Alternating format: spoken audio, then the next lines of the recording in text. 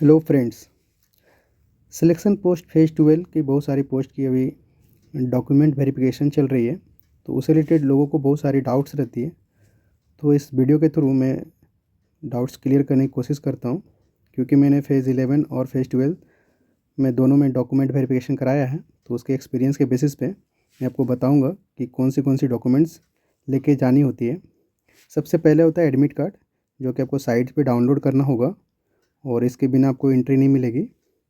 फिर 10th marksheet and passing certificate if available मैंने इसलिए लिखा है क्योंकि जो सीसी के पैटर्न में एग्ज़ाम दिए थे उस समय सिर्फ 10th मार्कशीट आती थी, और उससे पहले जब परसेंटेज सिस्टम था तो उसमें मार्कशीट एंड पासिंग सर्टिफिकेट दोनों होता था। इसलिए जिनके पास जो है वो लेके जाएं। फिर 12th की मार्कशीट एंड पासिंग सर्टिफिकेट लगेगी, और आपने अगर डिप्लोमा और या बीटेक कर रखा है तो उसके सारे सेमेस्टर के मार्कशीट और डिग्री सर्टिफिकेट लगेगी। फिर आपके एक्सपीरियंस सर्टिफिकेट। अगर आपने अप्रेंटिसशिप कर रखा है तो आपको 2 सर्टिफिकेट लेके जाना ही है।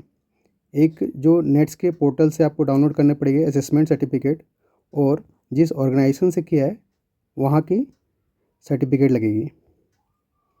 फिर अगर आप किसी कैटेगरी से बिलोंग करते हैं तो category certificate OBC SC ST EWS जो भी हैं वो आप लेके जाएं।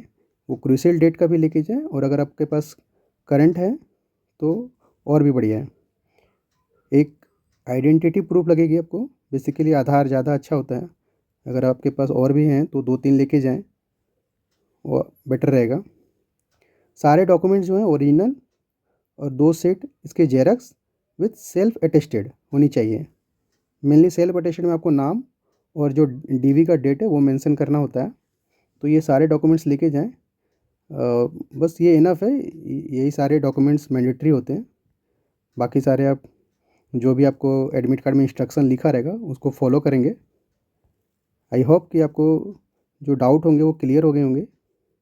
अगर इसके बाद भी कोई डाउट रह जाता है तो आप मुझे मैसेज कर सकते हैं कमेंट बॉक्स में।